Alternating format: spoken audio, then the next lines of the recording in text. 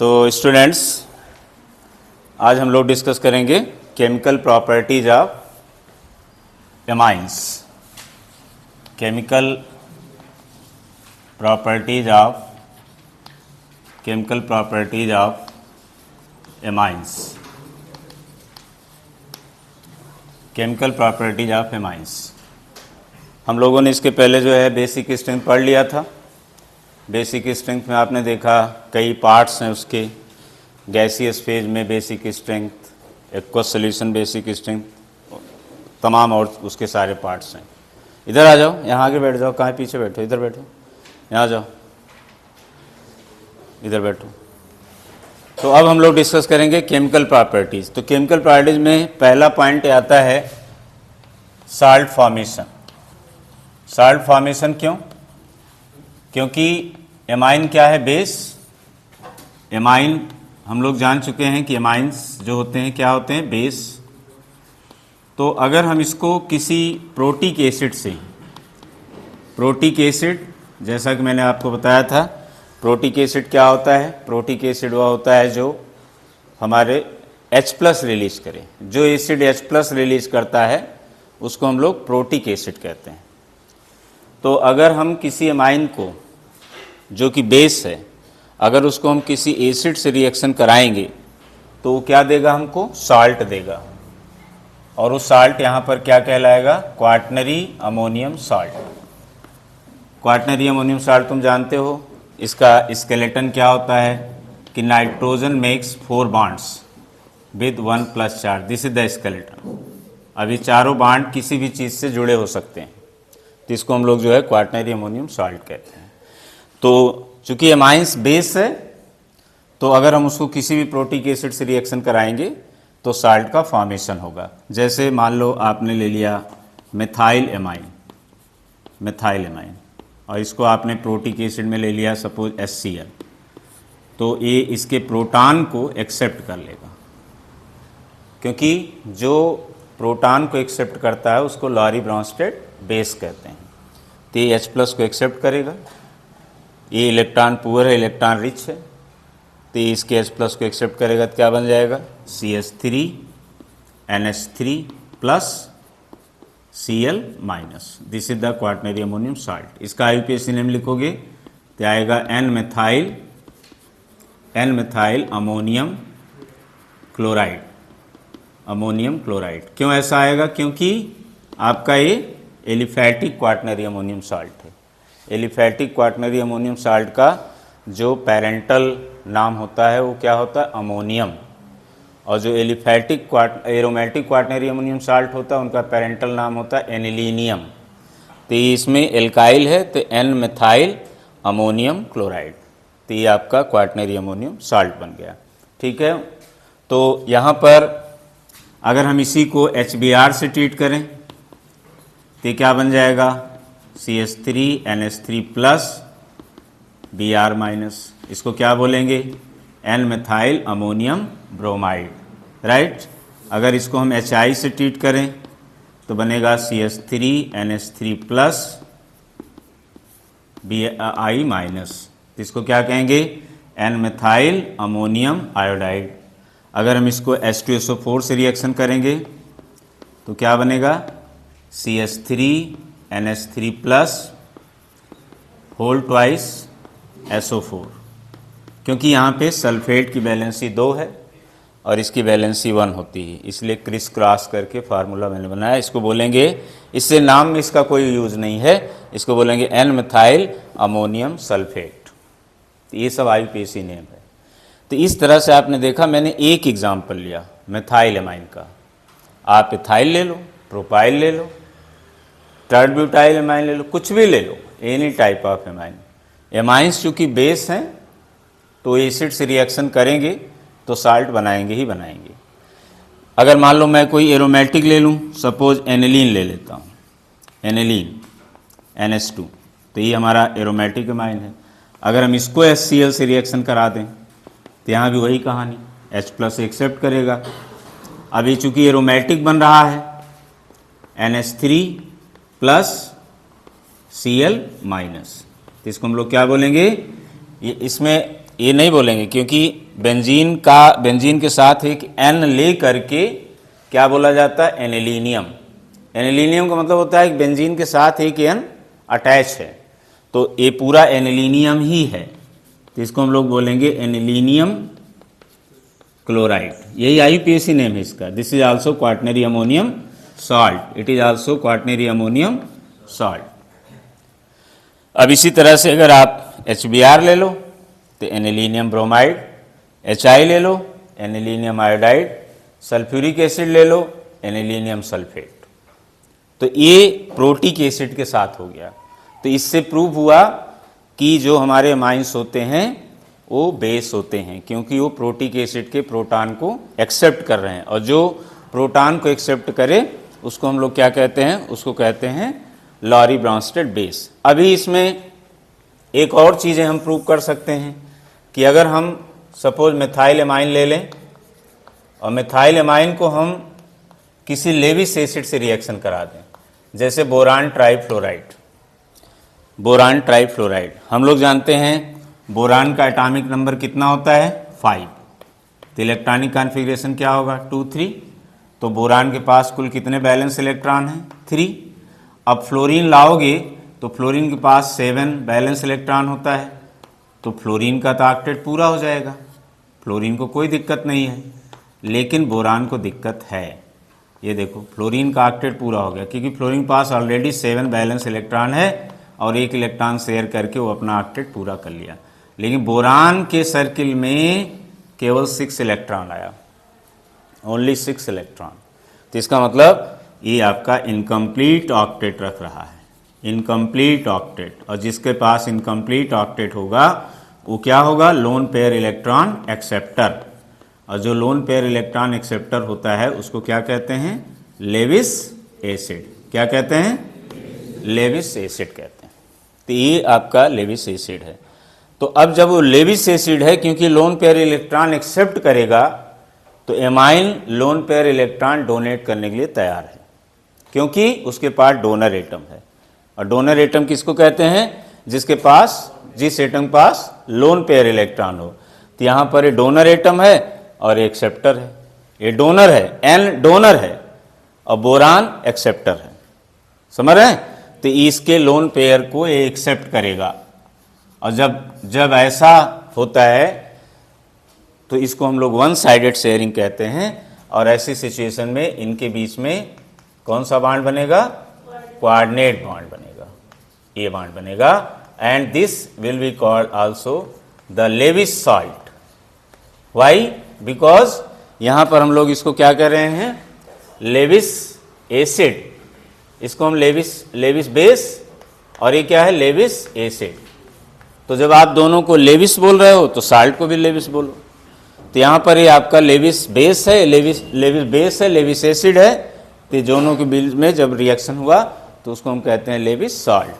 तो इस तरह से आपने देखा कि हमने एमाइंस को प्रूव कर दिया प्रैक्टिकली, एक्सपेरिमेंटली, कि एमाइंस बेस होते हैं। एमाइंस प्रोटिक एसिड से भी रिएक्शन करके साल्ट बनाते हैं, और एमाइंस लेविस एसिड से भी रिएक्शन करके साल्ट बनाते हैं।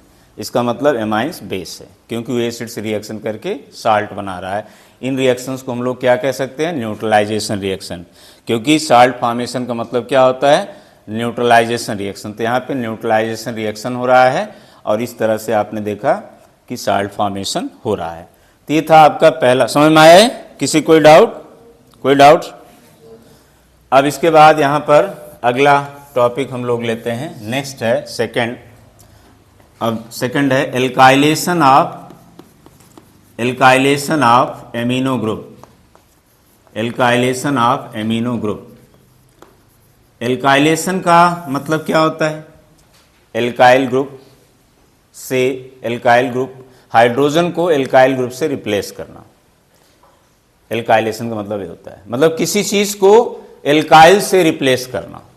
एल्काइलेशन जैसे आप पढ़े ना, फ्रीडल क्राफ्ट एल्काइलेशन, तो वहाँ पर एल्काइल में, एल्काइल का मतलब कुछ भी एल्काइल ले लो, methyl, ethyl, propyl, butyl, anything, कुछ भी ले सकते हो। एल्काइलेशन का मतलब ये होता है। तो एल्काइलेशन ऑफ एमिनो ग्रुप, मतलब एमिनो ग्रुप कौन है आपका, मान लो NH2 है, इसके H को हम किसी एल्काइल से रिप्लेस कर दें। कैसे रिप्लेस करेंगे, उसके लिए आपको इसको हैलो एल्केन से रिएक्शन कराना होगा। हैलो एल्केन से in presence of sodium carbonate या NaOH। ये दोनों चीज़ें अंडरस्टूड होती है इसके साथ, चाहे तो आप ले सकते हैं। अब देखो ये है हैलो एल्केन, मतलब इसके पास क्या एल्काइल। अब ये एल्काइल H को हटा देगा, तो H यहां से एक कम हो गया, तो बन गया NHR, और साथ में जो H हटा वो X को ले लिया, HX। समझ में आ रहा है? तो ये NH2 क्या था, प्राइमरी एमाइन, और NH क्या हो गया, secondary amine. This is the secondary amine, this is the secondary amine. और अगर हम यहां पे फर्दर इसको हैलो एल्केन से रिएक्शन करा दें फर्दर, तो फिर अभी H हट जाएगा, तो यहां पर बन जाएगा आपका NRR, this one plus HX, और ये आपका कौन सा है amine, tertiary amine, tertiary amine. This is called alkylation, this is called alkylation. तो फ्रीडल कार्ट एल्काइलेशन अलग है। फ्रीडल कार्ट एल्काइलेशन मतलब होता है बेंजीन रिंग पर एल्काइल लगाना। ये है एमिनो ग्रुप का एल्काइलेशन, मतलब जो आपका एमिनो ग्रुप है उसके हाइड्रोजन को एल्काइल से सब्स्टिट्यूट करो। तो यहां पर देखो H को हटाया, फिर H को हटाया, और इस तरह से प्राइमरी सेकेंडरी टर्सरी एमाइन बन गया। और इसका मेन यूज है कन्वर्जन में, मेथाइल एमाइन से डाइमेथाइल एमाइन बनाओ, ट्राई मेथाइल एमाइन बनाओ। प्राइमरी एमाइन को सेकेंडरी एमाइन में, प्राइमरी एमाइन को सेकेंडरी में, सेकेंडरी को टर्सरी में, या प्राइमरी को सीधे टर्सरी में कन्वर्ट करना है, तो आप इस रिएक्शन को धड़ल्ले से यूज करो, खूब अच्छे से यूज करो। जो एल्काइल लगाना है, मेथाइल लगाना है तो मेथाइल ब्रोमाइड से रिएक्शन करा दो, एथाइल लगाना है तो एथाइल ब्रोमाइड से रिएक्शन करा दो।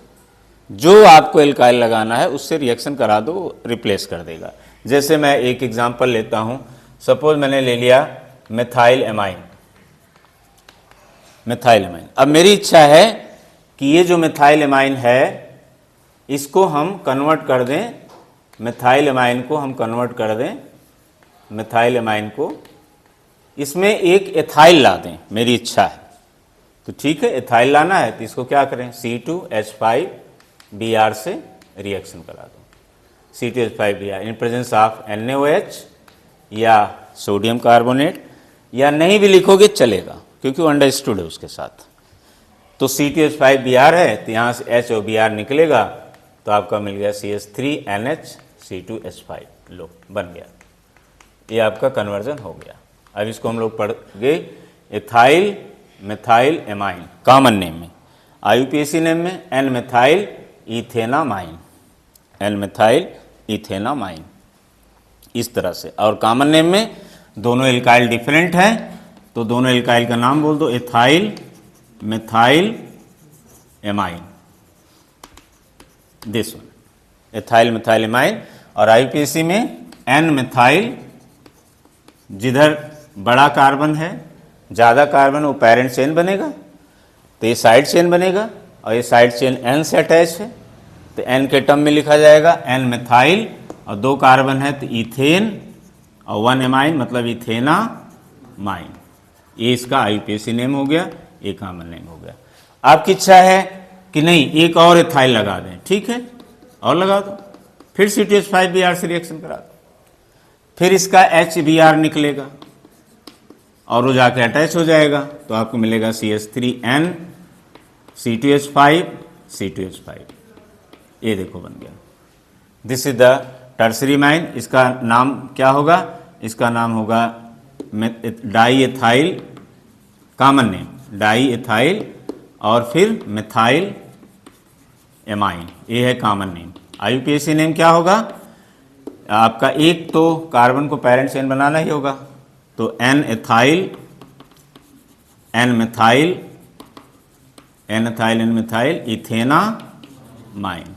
समझ में आया, इथेनामाइन ये है। This is the IUPAC name. And this is the conversion. तो हमने क्या किया, मिथाइल एमाइन को इसमें कन्वर्ट कर दिया। अब मान लो जैसे तुमको मैं अमोनोलिसिस पढ़ा रहा था, तो ये रिएक्शन पढ़ाया हूँ, जैसे तुमको कन्वर्जन में दे दे convert aniline into NN diethyl aniline, इसमें कन्वर्ट करना है। एनिलीन मतलब बेंजीन पर NH2 है, कन्वर्ट किस में करना है, NN डाईएथाइल मतलब इसका दोनों H हटा दो और 2 एथाइल लगा दो, ये बनाना है, ये बनाना है। तो क्या किया गया है, एमिनो ग्रुप का एल्काइलेशन, एमिनो ग्रुप का एल्काइलेशन किया गया है। हाइड्रोजन की जगह पे आपका एथाइल ग्रुप लाया गया है, मतलब इसमें एथाइल हमें लाना है। तो एथाइल लाना है तो 2 बार लाना है, तो एक ही बार लिख दो, 2 मोल C2H5Br in presence of sodium carbonate, सेवा समाप्त, एक ही बार में कर दो। मतलब चाहे तो 2 बार करो, एक एक को हटाओ, और जब एक ही चीज़ से दोनों को हटाना है तो 2 मोल कर दो, एक ही बार में हट जाएगा। दोनों H हट गया, दोनों H 2Br से लग के 2HBr निकल गया, साइड प्रोडक्ट लिखने की जरूरत होती नहीं कन्वर्जन में, और जो कंडीशन है वो एरो के ऊपर नीचे लिख दो और इसको इसमें कन्वर्ट कर दो, बस सीधे सीधे आपका कन्वर्जन हो जाएगा। समझ में आए? अब मान लो हम एक और कन्वर्ट देते हैं कि आप मिथाइल एमाइन को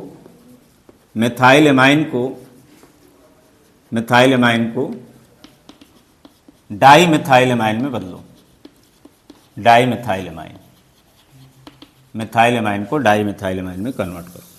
तो मिथाइल एमाइन क्या होता है, CH3NH2 और डाई मिथाइल एमाइन क्या होता है, CH3NH ये होता है दिस वन। ठीक है, तो साफ साफ दिख रहा है, CH3 सेफ है, NH2 का एक H हटा के एक CH3 लाया गया है, मतलब एमिनो ग्रुप का एल्काइलेशन किया गया है, मिथाइलेशन किया गया है। तो हम भी कर देते हैं, एक CH3Br से रिएक्शन करा दें in presence of sodium carbonate, सेवा समाप्त, इसका HBr निकल गया और वहाँ पे CH3 आ गया, प्रोडक्ट आपका बन गया। तो इस तरह से आप कन्वर्जन आराम से कर सकते हो। तो कन्वर्जन करते समय आप एल्काइलेशन का खूब यूज़ कर सकते हो।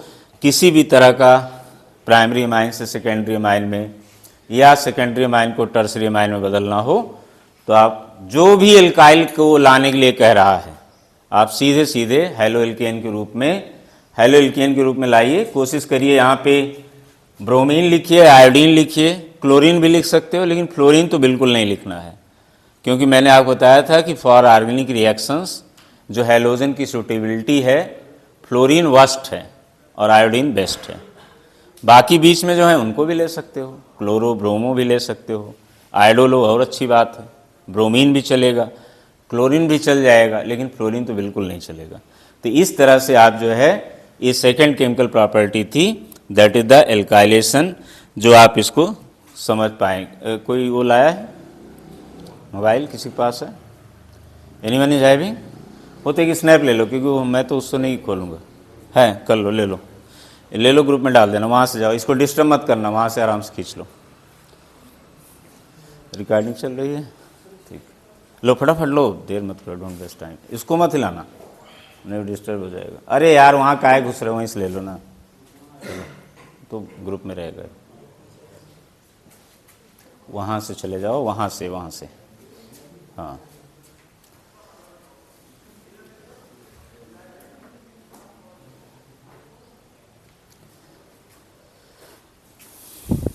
देखो अब यहाँ पे अगला जो पार्ट है, इसको यार एक बार पीट तो दिए होते महाराज। लो पीट लो।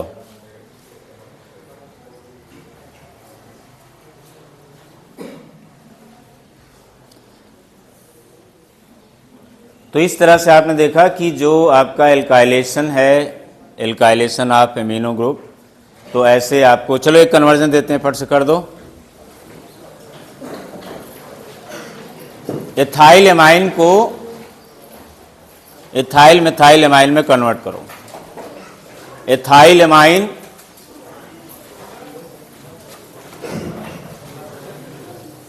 Amine into ethyl methyl amine में कन्वर्ट करो। Ethyl amine into ethyl methyl amine.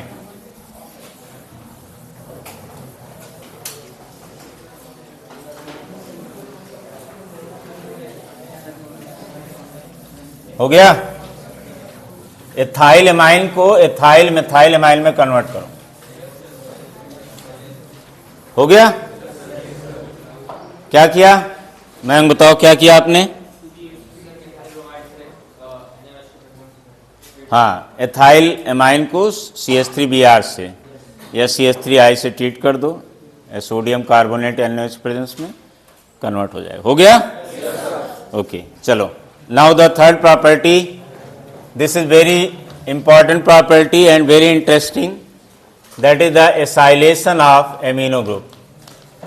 Acylation of amino group, इसको ध्यान से सभी लोग समझिए, ये बहुत ही इंपॉर्टेंट है, इस पे बहुत रीजनिंग क्वेश्चन भी आता है। एसाइलेशन ऑफ एमिनो ग्रुप, अभी हम लोग पढ़ रहे थे एल्काइलेशन ऑफ एमिनो ग्रुप, है ना। अब हमको देखना एसाइलेशन। एसाइलेशन का मतलब होता है एसाइल ग्रुप से सब्स्टिट्यूट करना। तो पहले हम लोग यही जान ले भाई कि एसाइल को हम लोग एसिटाइल नाम से भी जानते हैं।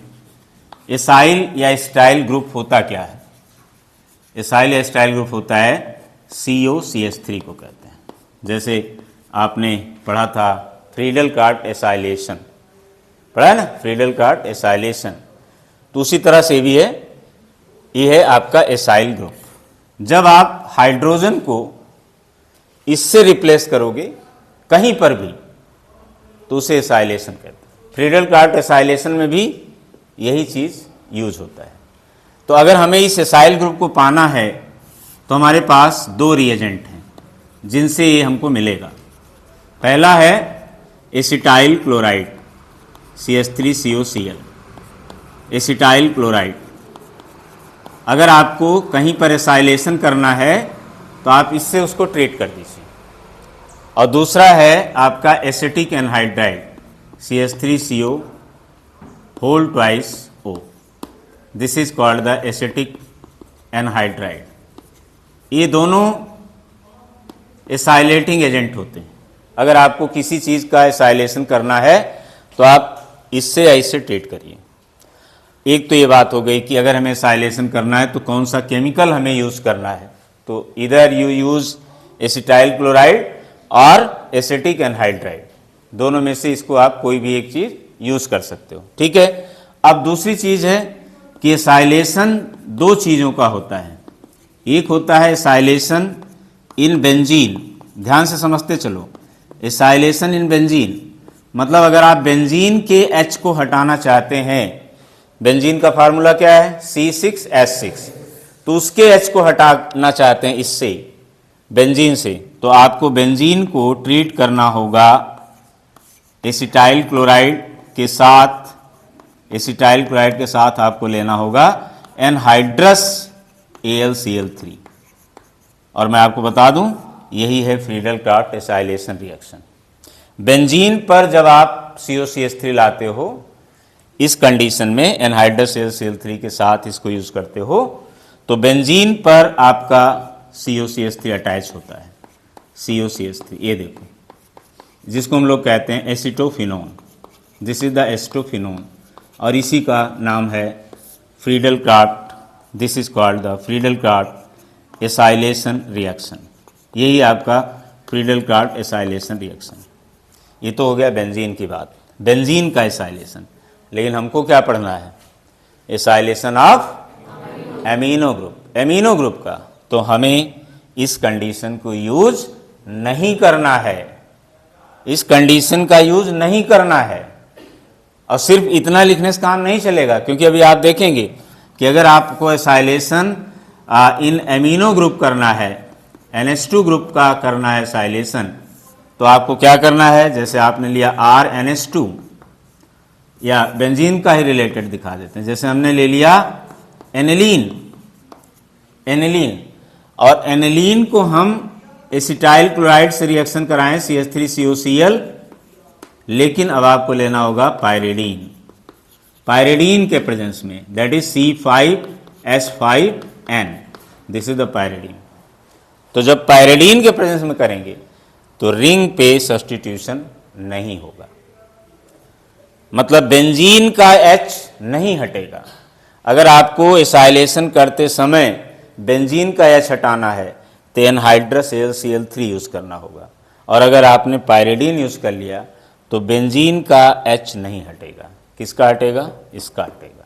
मतलब आपको मिलेगा यहां पर NH2 का एक H कम हो जाएगा और वहां आ जाएगा acetyl group, that is COCH3। इस कंपाउंड का नाम है एसिटानिलाइट, एसिटानिलाइट, एसिटानिलाइट, एसिटानिलाइट कॉमन नेम है, ये बन गया। This is called the acylation of amino group, this is called acylation of amino group. तो आपको डिसाइड करना है कि आपको एसाइलेशन कहां करना है, रिंग पे करना है, ये यूज करो। इंटरेस्टिंग चीज बताएं आपको, अगर मैं इसी को यही सेम कंपाउंड एनिलीन को ही, देखो अभी आप खुद समझ जाएंगे, एनिलीन को मैं यहां लिख दूं acetyl chloride and anhydrous AlCl3, right. अब क्या होगा? अब रिंग पे सब्स्टिट्यूशन होगा। Amino group ortho and para directing होता है, क्योंकि amino group plus M effect show करता है। प्लस M इफेक्ट शो करने वाले माइंड में, दिमाग में लाओ, ये लोन पेयर यहां आएगा तो ये निगेटिव चार्ज यहां आएगा, फिर ये निगेटिव यहां आएगा, फिर ये निगेटिव यहां आएगा। तो निगेटिव कहां डेवलप हुआ? आर्थो और, तो इलेक्ट्रोफिलिक सब्स्टिट्यूशन में जब इलेक्ट्रोफाइल अटैक करेगा तो कहां अटैक करेगा? इसलिए amino group ortho para directing होते हैं। तो अब यहां पर इस कंडीशन में आर्थो और पैरा पर सब्स्टिट्यूशन होगा। आपका जो एनिलीन का NH2 है वो सेफ रहेगा। अब आर्थो पर COCH3 लगेगा, एक ये प्रोडक्ट बनेगा, फर्स्ट प्रोडक्ट, और दूसरा प्रोडक्ट आपका बन जाएगा कि ये NH2 आपका रहेगा, पैरा पर COCH3 लग जाएगा। ये देखो, तो अब आप क्या चाहते हो ये आप तय कर लो। आप क्या चाहते हो? आप एमिनो ग्रुप पर एसाइलेशन करना चाहते हो कि रिंग पर? अगर आपको एमिनो ग्रुप का एसाइलेशन करना है तो पायरिडीन लो, बाकी ये रीजेंट वही रहेगा। और अगर आपको रिंग पे सब्स्टिट्यूशन करना है, रिंग का H हटाना है, तो एनहाइड्रस AlCl3 लो, मतलब फ्रीडेल-क्राफ्ट एसाइलेशन करो। यही है फ्रीडेल-क्राफ्ट एसाइलेशन की कंडीशन। हाँ, इसकी जगह ये भी ले सकते हो, एसिटाइल क्लोराइड की जगह आप एसिटिक एनहाइड्राइड भी ले सकते हो। तो दोनों चीजें लिए जा सकता है। तो चूंकि हम लोग यहाँ पे पढ़ रहे हैं किसका? एमिनो ग्रुप का एसाइलेशन, तो इसलिए अभी हम फ्रीडेल-क्राफ्ट एसाइलेशन बात नहीं करेंगे। लेकिन आपको समझ में आ गया दोनों में क्या अंतर है? तो ये आपको डिसाइड करना है कि आपको एसाइल ग्रुप एमिनो पे लगाना है कि रिंग पे लगाना है। दोनों में रिएजेंट सेम रहता है, बस उसकी एक कंडीशन चेंज हो जाती है कि अगर एनहाइड्रस AlCl3 है या पायरिडीन है। तो चलो ये तो हम समझ गए भाई कि एनिलीन का, जैसे मान लो हमारा एनिलीन ही है, तो ये तो मैं रिएक्शन लिख ही चुका हूँ। एनिलीन को अगर मैं एसिटाइल क्लोराइड से, अच्छा ध्यान रखना, इसको एसाइलेशन भी कहते हैं या एसिटाइलेशन भी कहते हैं, क्योंकि एसाइल या एसिटाइल दोनों ग्रुप होता है। तो चाहे इसको कह दो एसाइलेशन या इसी को कहते हैं एसिटाइलेशन, कंफ्यूज मत होना भाई, एसाइलेशन एसिटाइलेशन एक ही चीज़ है। तो मैं यहाँ पे यूज़ करता हूँ पायरिडीन। तो पायरिडीन के प्रेजेंस में जब करेंगे तो हमारा एसाइलेशन कहाँ होगा? एमिनो ग्रुप का एक H हटेगा और COCH3 आ जाएगा। इसका कॉमन नेम है एसिटानिलाइट, एसिटानिलाइट। कोई इसका IUPAC नेम बता सकता है? कोई इसका IUPAC नेम बता सकता है? एनीबडी? पेरेंट चेंज सेलेक्ट करो, कीटोन है, this is amide, this is amide, CONH2 है ना, CONH2। अच्छा ये बताओ, चलो छोड़ो, इसका IUPAC नेम बताओ, CH3CONH2, इसका बताओ। दिस इज एमाइड ना, क्या है बोलो? Yes, this is the ethanamide. ठीक है, समझ में आया क्या है? हाँ बोलो। Yes, very nice. अब यहां पे हम क्या करेंगे, बैठ जाओ। देखो ये इथेनामाइड है, इसका एक एच हमें हटा के, एक एच हटा के यहां पे बेंजीन रिंग लगा दो। ये देखो, तो वही तो लगा है, देख लो, C6H5NaCO3, C6H5NaCO3, उल्टा लिखा हुआ है बस। तो यहाँ पे आपको कह देना है एन फेनाइल इथेनामाइड, बस हो गया। नहीं समझे? N phenyl ethanamide. तो ये आपका एस्टेनालाइड बन गया, जिसका आईयूपीएसी नेम है N phenyl ethanamide. N phenyl ethanamide, this is the IUPAC name of this compound. ये है एसाइलेशन। तो एसाइलेशन तो हो गया, लेकिन इसको मैंने वेरी इंपॉर्टेंट क्यों कहा? वेरी इंपॉर्टेंट इसलिए कहा क्योंकि अब इसके बाद जब आप इसका पढ़ेंगे तब आपको समझ में आएगा इसका क्या इंपॉर्टेंस है। तो हमारा इसी के कंटिन्यूएशन में टॉपिक है इंपॉर्टेंस ऑफ एसाइलेशन। एसाइलेशन का क्या इंपॉर्टेंस है? पहला, it controls the hyper reactivity. It controls the hyper reactivity of amino group. Very interesting, एक वर्ड यहां आया, हाइपर रिएक्टिविटी। हाइपर रिएक्टिविटी का मतलब ये होता है कि जो आप प्रोडक्ट एक्सपेक्ट कर रहे हैं वो नहीं मिलेगा। वो इतना हाइपर मतलब एक्सेस रिएक्टिव है कि जो तुम एक्सपेक्ट कर रहे हो नहीं मिलेगा, तुम्हें कुछ और मिलेगा। मैं एक ग्लिम्स तुमको देता हूं प्रीवियस मतलब इसके पहले ऑर्गेनिक के फिनाल चैप्टर का याद करो।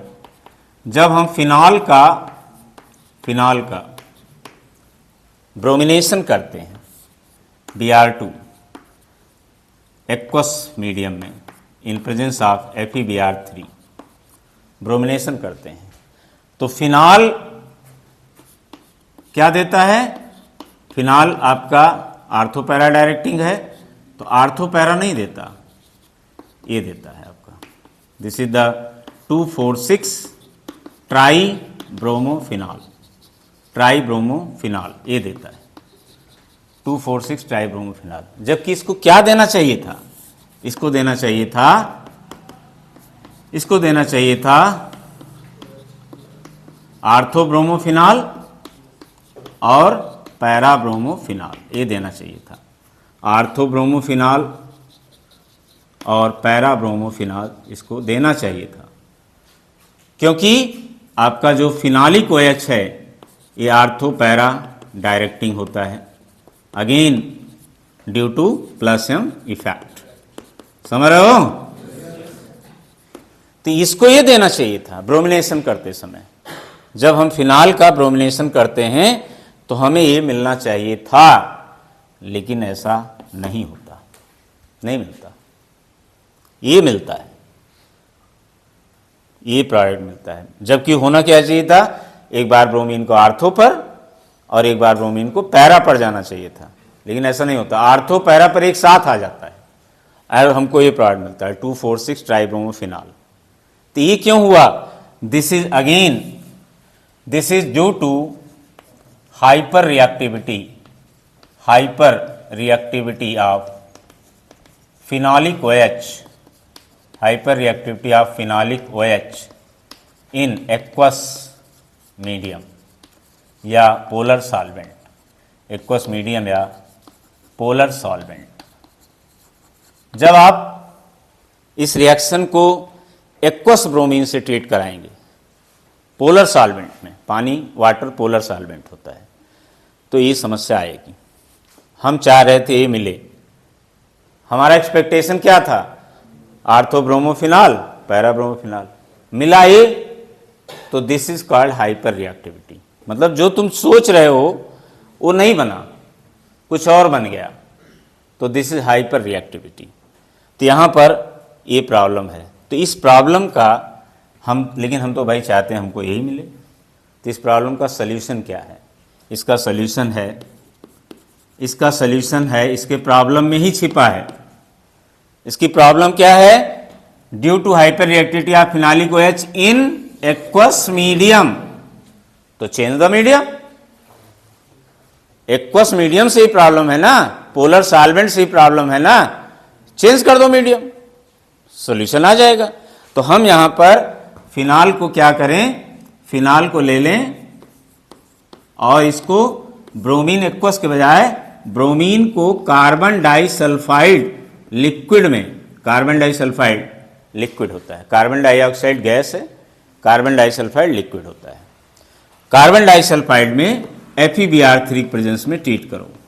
कार्बन डाइसल्फाइड आपका क्या होता है, ये आपका नॉन पोलर सॉल्वेंट होता है, नॉन पोलर सॉल्वेंट होता है। समस्या दूर, अब आपको ये प्रॉब्लम, ये प्रोडक्ट आपको मिल जाएगा, हो गया। तो सोचो एग्जाम में आ गया कन्वर्ट फिनाल इनटू पैराब्रोमोफिनाल, कन्वर्जन आ गया, फिनाल इनटू पैराब्रोमोफिनाल। और हमने क्या किया, हमने फिनाल लिखा, ब्रोमिनेशन की कंडीशन डाली और ये लिख दिया, सत्यानाश, काट देगा। ब्रोमीन चाहे ऐसे लिखा हो या ऐसे लिखा हो, ये आपका एक्वस ब्रोमीन ही बोला जाएगा। अगर आप चाहते हो कि नहीं एक ही ब्रोमीन जाके जुड़े, तो आपको CH2 लेना ही पड़ेगा, तो ये लिखना पड़ेगा। अगर आपने ऐसे भी लिख दिया तो भी आपका यही बनेगा। तो सोचो, तुमसे क्वेश्चन क्या आया, फिनाल से बनाओ पैराब्रोमोफिनाल, तुमने ये कंडीशन लिख दी जिससे ये बनता है और तुम बनाए ये बैठे हो, तो गलत है। तो आपने क्या गलती की, आपको यहां लिखना चाहिए था Br2 के साथ CH2 लिखना चाहिए था, ठीक है। जब आप ये लिख देंगे तो आप पैराब्रोमोफिनाल बना सकते हैं, तब आप पैराब्रोमोफिनाल बना सकते हैं। नहीं समझे मेरी बात, समझ में आया मैं क्या बोल रहा हूं? मतलब कि अगर आप ब्रोमीन FeBr3, ब्रोमिनेशन की कंडीशन क्या है, Br2 एंड FeBr3, तो अगर ब्रोमिनेशन करते समय आपने एक्वस मीडियम रखा तो फिनालिक OH के हाइपर रिएक्टिविटी के कारण आर्थो पैरा एक साथ ऑक्युपाई हो जाएगा, 1-1 करके ऑक्युपाई नहीं होगा। अगर आप चाहते हैं 1-1 करके ऑक्युपाई हो तो आपको इसे कंट्रोल करना होगा। तो यहां तो फिनालिक OH की हाइपर रिएक्टिविटी सॉल्वेंट बदल के कंट्रोल में आ जाती है, ठीक है, लेकिन समस्या आएगी आपका हाइपर रिएक्टिविटी का एक एग्जांपल मैंने दिया है, समझ में आया? समस्या आएगी एनिलीन में। ये देखो, ये आपका एनिलीन है, जरा आप एनिलीन का ब्रोमिनेशन करिए सेम कंडीशन में, Br2 in presence of FeBr3, aniline का Br2 लिखा हो तो भी उसको एक्वस ब्रोमीन ही समझना है। अब आपने हम Br2 FeBr3 जब ब्रोमिनेशन करोगे तो समस्या यहां पर भी वही है, वही समस्या है। मतलब आपको 246 ट्राइब्रोमो एनिलीन मिलेगा, 246 ट्राइब्रोमो एनिलीन मिलेगा। जो समस्या यहां फिनाल में, वही समस्या एनिलीन में, समझ रहे हो? फिनाल की समस्या कैसे दूर की, हिमांशु इधर ध्यान दो, इधर ध्यान दो, फोकस रहो। फिनाल की समस्या कैसे दूर की, फिनाल की समस्या दूर की सॉल्वेंट बदल करके, मीडियम बदल करके, एक्वस के बजाय CH2। यहां आप सॉल्वेंट बदल देंगे तो भी काम नहीं होगा, चाहे ये ले दो और चाहे आप Br2 CH2 कर दो FeBr3, तो भी आपकी समस्या दूर होने वाली नहीं है। तो अब हम क्या करें, इसको कंट्रोल करें, इसको कंट्रोल करो, क्योंकि यही खेल कर रहा है। फंक्शनल ग्रुप तो यही है ना, तो फंक्शनल ग्रुप ही तो जिम्मेदार होता है। तो फंक्शनल ग्रुप जब ये है तब इसको, यहां तो सॉल्वेंट्स बदल के कंट्रोल में आ गया फंक्शनल ग्रुप, यहां इससे भी कंट्रोल में नहीं आ रहा है। तो अब आप इसको कंट्रोल करो। अब आप पढ़ो इसको, अब पढ़ो इसको। It controls the hyper reactivity of amino group. तो this is the problem of hyper reactivity. यहां पर जो आपका एमिनो ग्रुप है it is also ortho para directing, again ortho para directing due to plus M effect. समझ में आया मेरी बात?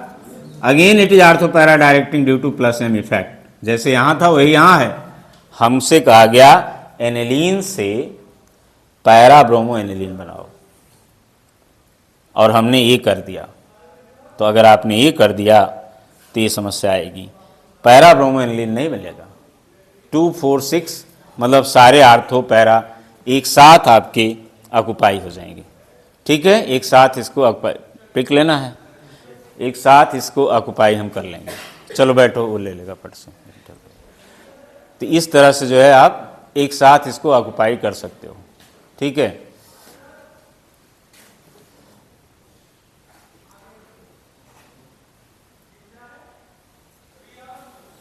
तो अब यहां देखिए इस समस्या को हम कैसे दूर करें। इस समस्या को हम दूर करते हैं इस तरह से। ये समस्या समझ में आई सबको? बोलो, ये पॉइंट समझ में आ रहा है कहां दिक्कत है? फिनाल में तो हमने सॉल्वेंट बदल के कंट्रोल कर लिया उसके हाइपर रिएक्टिविटी को, लेकिन एनिलीन में उससे कंट्रोल नहीं हो रहा है हाइपर रिएक्टिविटी।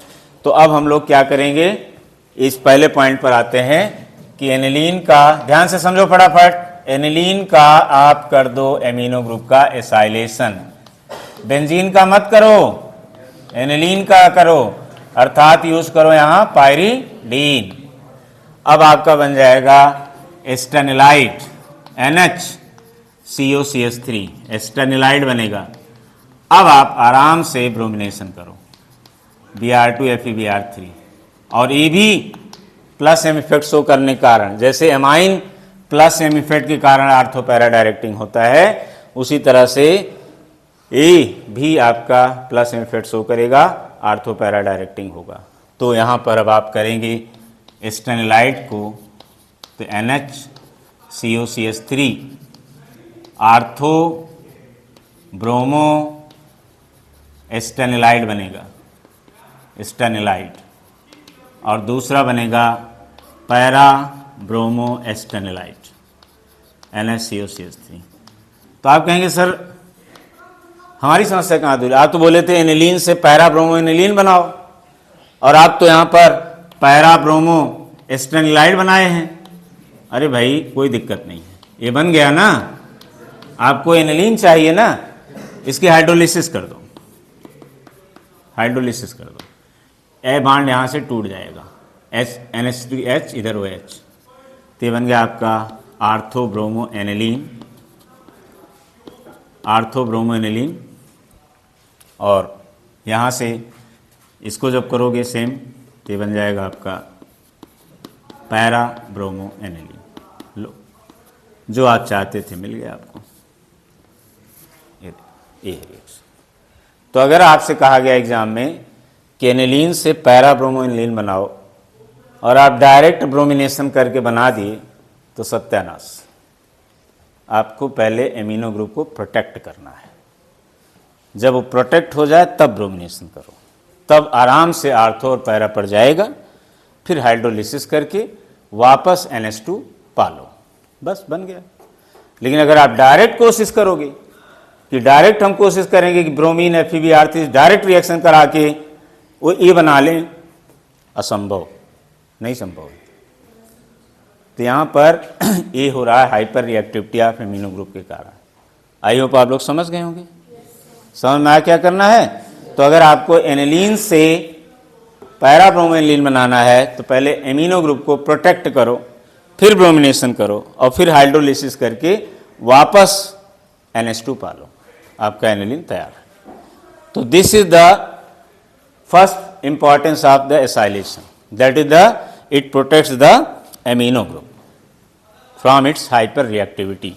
ओके, सेकंड क्या है? सेकंड है यहां पर एक तो ये हाइपर रिएक्टिविटी को प्रोटेक्ट करता है कि जो आपका ये हाइपर रिएक्टिविटी एमिनो ग्रुप है, उसमें आपने देखा कि ये क्या कर रहा था। दूसरा कि यहाँ पर आपका एमिनो ग्रुप का it controls the hyperreactivity, now it protects the it protects the amino group, amino group. Second importance, पहला इंपॉर्टेंस क्या था कि एसाइलेशन हाइपर रिएक्टिविटी को कंट्रोल करता है, हाइपर रिएक्टिविटी को कंट्रोल करता है। हाँ बोलिए मैडम, आप वहीं से बोलिए, रिकॉर्डिंग हो रही, बोलिए आप।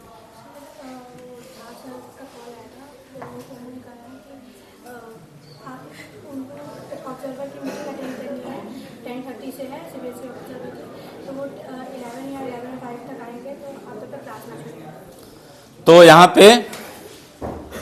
यहाँ पे जो है इस तरह से पहला क्या था, it controls the hyper reactivity of amino group, ठीक है। और दूसरा है it protects the amino group, चल रहा है continue, it protects the amino group. Control करना, जैसे आपने यहां देखा कि एमिनो ग्रुप को कंट्रोल किया, ये अनकंट्रोल्ड है, this is the uncontrolled reaction, है ना। हम चाह रहे थे ब्रोमीन आर्थो और पैरा पर जुड़े, बट ये अनकंट्रोल्ड रिएक्शन, ये अनकंट्रोल्ड है, this is uncontrolled reaction. Hyper reactivity मतलब अनकंट्रोल्ड रिएक्शन। तो उस अनकंट्रोल्ड रिएक्शन को तो यहां हमने सॉल्वेंट बदल के काम चला लिया, लेकिन यहां मुझे इस पे अटैक करना पड़ा, इसको कंट्रोल करना पड़ा। दूसरा प्रोटेक्ट करना, this very very important topic, it protect the amino group, very very important topic, आपको समझेंगे इसको क्या होता है। इसमें आप एक सरप्राइज देखेंगे। सरप्राइज क्या है, आप पहले ही जानते हैं कि एमिनो ग्रुप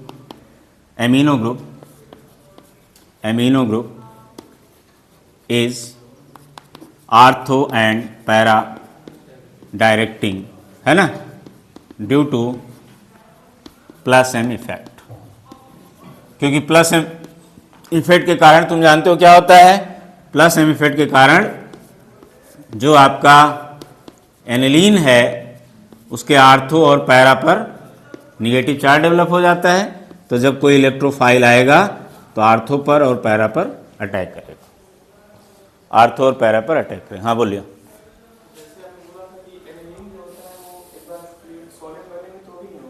हाँ, सॉल्वेंट चेंज करेंगे इसका, हाँ।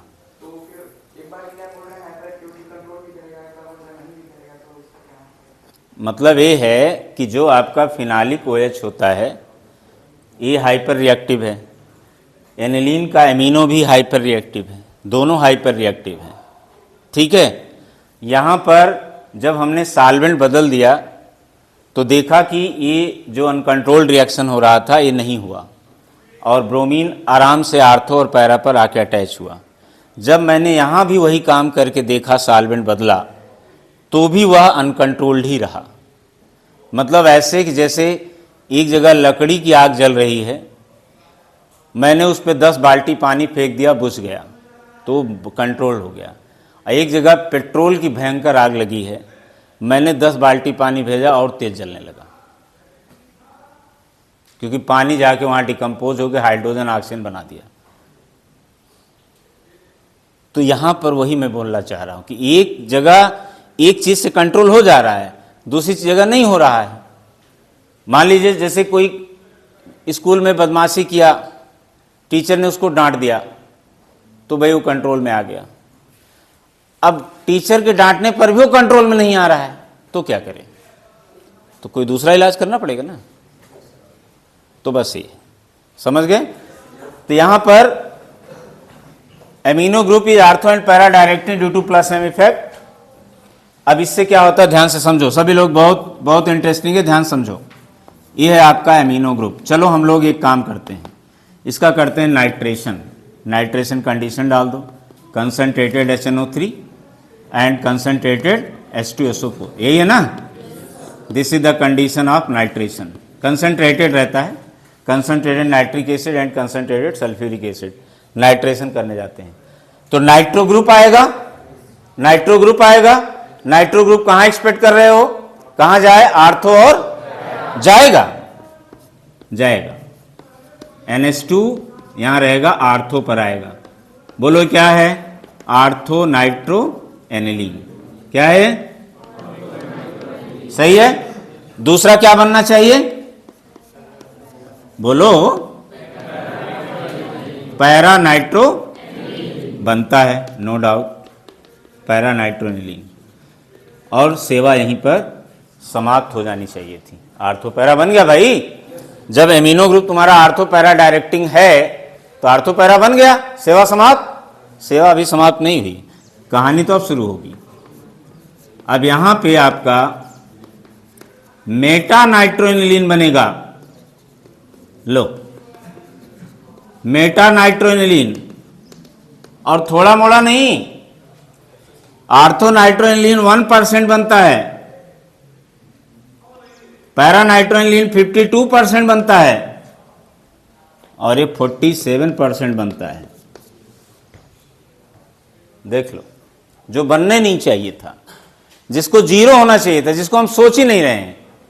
भाई amino group ortho para directing है तो नाइट्रो आर्थो पैरा पर चला जाना चाहिए था, और बराबर बराबर या कुछ रेशियो में इधर उधर करके बांट लेते, 20% आर्थो बन जाता, 80% पैरा बन जाता, मेजर माइनर हो जाता, काम खत्म। ये कहां से आ गया?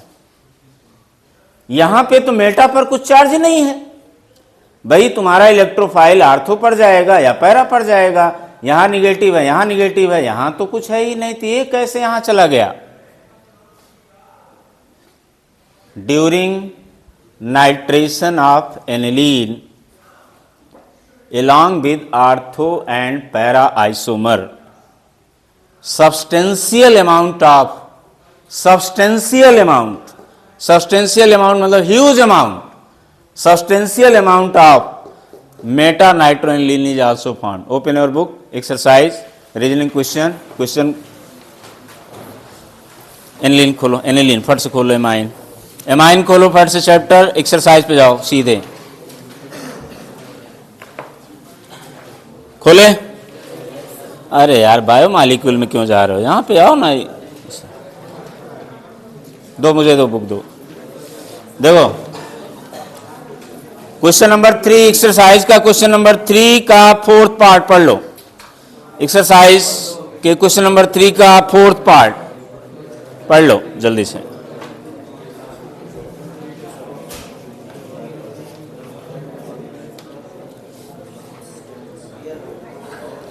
पढ़ लिए? पढ़ो, सुनो सभी लोग। Although amino group is ortho and para directing in aromatic electrophilic substitution reactions, aniline or nitration gives a substantial amount of meta nitroaniline.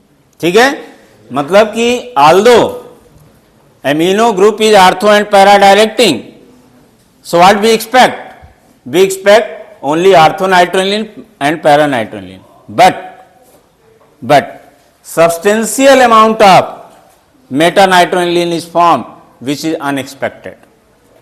ये तो बनने नहीं चाहिए था, तो ये कहां से बन गया? इसकी प्रॉब्लम कहां पर है? तो देखो यहां पे, समझो इसको, क्वेश्चन समझ में आया? देखो यहां पे इसकी प्रॉब्लम कहां पर हो, मैं आपको बताता हूं। इसका प्रॉब्लम यहां पर है कि जैसे मान लीजिए आपने यहां पर, इस प्रॉब्लम को समझिए, जब आप एनिलीन का नाइट्रेशन करते हैं तो आप किससे ट्रीट करते हैं? मन में बोल लो, किससे ट्रीट कर रहे हो? नाइट्रिक एसिड से और सल्फ्यूरिक एसिड से कर रहे हो ना। और आपका एमाइन जो होता है, एनिलीन भी एक एमाइन है, और एमाइन जो होते हैं क्या होते हैं? बेस होते हैं। और आप ट्रीट किससे कर रहे हो? एसिड से। बेस है, एसिड से ट्रीट कर रहे हो तो साल्ट तो बनेगा ना। तो यहां पर क्या होता है कि जब आप नाइट्रेशन करते हो तो ये दो रास्ते में बढ़ जाता है। एक तो चला जाता है इलेक्ट्रोफिलिक सब्स्टिट्यूशन रिएक्शन की तरफ 53%, मतलब जिसमें नाइट्रो ग्रुप आपका इलेक्ट्रोफिलिक सब्स्टिट्यूशन करेगा, मतलब आर्थो नाइट्रोएनिलीन बनेगा 1%, और 52% आपका पैरा नाइट्रोएनिलीन बनेगा। यहां तक तो सब कुछ ठीक है, यहां तक कोई दिक्कत नहीं है। ओके, 53% रिएक्शन होगा। तो मतलब जब आप एनिलीन का नाइट्रेशन कर रहे हैं तो उसने अपना इलेक्ट्रोफिलिक सब्स्टिट्यूशन रिएक्शन वाला जो रूप है वो दिखाया, लेकिन उसका एक रूप अभी और बाकी है, वो है न्यूट्रलाइजेशन का, क्योंकि ये बेस है और ये एसिड है, तो न्यूट्रलाइजेशन का भी रूप दिखाएगा। तो जब न्यूट्रलाइजेशन का रूप दिखाएगा तो यहां पर एक तरह से कह सकते हो कि न्यूट्रलाइजेशन रिएक्शन होगा और उस न्यूट्रलाइजेशन रिएक्शन से साल्ट का फॉर्मेशन होगा।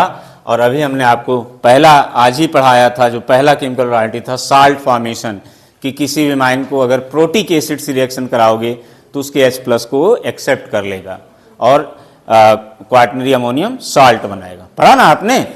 तो यहाँ पर इसके H+ को एक्सेप्ट कर लेगा और ये बन जाएगा आपका H+ जब एक्सेप्ट करेगा, इसके H+ को एक्सेप्ट करेगा तो क्या बन जाएगा? NH3+ बनेगा ना।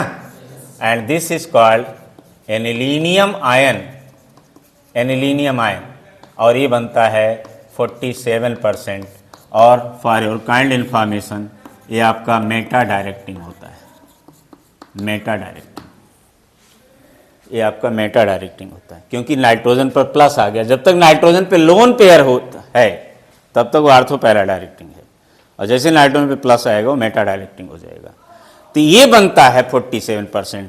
इसके बनने के बाद ये रुकता नहीं है, फिर वही कहानी चलती है, वही अब होगा इलेक्ट्रोफिलिक सब्स्टिट्यूशन रिएक्शन, मतलब 53% रिएक्शन का डायरेक्ट इलेक्ट्रोफिलिक सब्स्टिट्यूशन हो जाता है और 47% का electrophilic substitution through anilinium ion होता है। मतलब पहले ये बनेगा एनिलीनियम आयन, फिर अब इलेक्ट्रोफिलिक सब्स्टिट्यूशन होगा, मतलब वही नाइट्रेशन ग्रुप आएगा और जो इसके थ्रू होगा वो बनाएगा आपका, चूंकि ये मेटा डायरेक्टिंग है तो आपको बनेगा मेटा नाइट्रोएनिलीन, और ये बनेगा 47%। तो क्वेश्चन आपसे पूछा था कि सब्सटेंशियल अमाउंट ऑफ मेटा नाइट्रोएनिलीन क्यों बनता है? एक लाइन का आंसर है this is because of formation of anilinium ion. बस ये आंसर है। ये सब आपको इतना एक्सप्लेन करने की जरूरत नहीं है, ये तो मैं आपको समझा रहा हूं, कॉन्सेप्ट बता रहा हूं। आपको बस इतना लिखना है कि meta nitroaniline was unexpected but it is form in substantial amount because of formation of anilinium ion. Anilinium ion के बनने के कारण, क्योंकि जिसका डायरेक्ट नाइट्रेशन हो गया वो तो सीधे आर्थो पैरा ही बनाया, लेकिन जो वाया एनिलीनियम गया वो मेटा बनाएगा, क्योंकि एनिलीनियम आयन हमारा जो होता है वो क्या होता है? मेटा डायरेक्टिंग होता है। तो जो इसके थ्रू जाएगा वो मेटा डायरेक्टिंग होगा। समझ में आया सबको? तो चलो ये तो प्रॉब्लम है, ये तो हो गया आपका आंसर, उस क्वेश्चन का आंसर।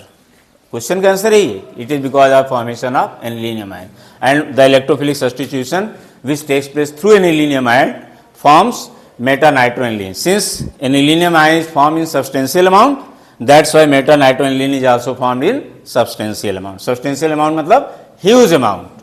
तो ये है इसका रीजन। अब लेकिन हमको क्या करना है? प्रोटेक्ट करना। हम नहीं चाहते भाई ये बने, नो, हम नहीं चाहते बने, हम चाहते हैं बस आर्थो और पैरा ही बने। तो आप क्या करिए, आप एनिलीन लीजिए, करिए इसका acylation CH3COCl in presence of pyridine, that is C5H5N formula, right. अब आप इसको करिए प्रोटेक्ट, NHCOCH3, ये बना आपका एस्टानिलाइड, है ना, दिस इज द एस्टानिलाइड, ये बना। अब आप करिए आराम से नाइट्रेशन, अब कोई टेंशन नहीं, अब आपको कोई टेंशन नहीं, अभी कुछ नहीं कर पाएगा। अब आपको मिलेगा एस्टेनिलाइड के साथ आर्थो पर नाइट्रो, आर्थो नाइट्रो एस्टेनिलाइड, और आपको मिलेगा पैरा नाइट्रो एस्टेनिलाइड। लेकिन आपको तो वापस एनिलीन पाना है, तो आप इनका हाइड्रोलिसिस कर दो। हाइड्रोलिसिस करोगे तो ये आपका वापस NH2 बदल जाएगा, तो आपको मिलेगा आर्थो नाइट्रोएनिलीन, और आपको मिलेगा क्या मिलेगा? Para nitroaniline. This is the product. ये है कहाँ, अब मेटा नहीं मिलेगा, अब मेटा नहीं मिलेगा। क्यों नहीं मिलेगा? क्योंकि ये जो करामात दिखाया था एनिलियम बनने का, क्या बेंजीन ने दिखाया था? किसने दिखाया था? इसके H+ को किसने लिया था? एमिनो ग्रुप ने। अब एमिनो ग्रुप को हमने यहां पे ये कर दिया, प्रोटेक्ट कर दिया। अब आप कहेंगे सर इसको लगाने से प्रोटेक्ट कैसे हो गया? ये भी पूछ सकते हो, हालांकि आप नहीं पूछेंगे, बड़े अच्छे बच्चे हैं, लेकिन पूछ सकते हैं कि सर इसको लगाने से प्रोटेक्ट कैसे हो गया। बहुत आसान तरीका, देखो ध्यान से। ये आपका ब्लैंक NH2 है, कोई प्रोटेक्शन नहीं। किस बात पे इतना कूद रहा था? किस बात का इसको घमंड था? क्योंकि लोन पेयर है, लोन पेयर उसका कंडेंस्ड है, इकट्ठा है, इसलिए कह रहा है H+ को पकड़ो, एनिलियम बनाओ। हम क्या करते हैं, एक S हटा के COCH3 लगा देते हैं।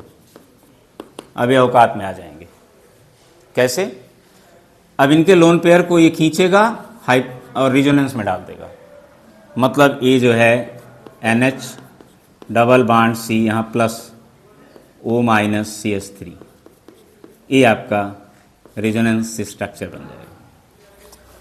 इसी लोन पेयर पे इनको घमंड था ना, इसने खींच के इसको प्लस कर दिया, सेवा समाप्त। ये है कहानी। नहीं समझे?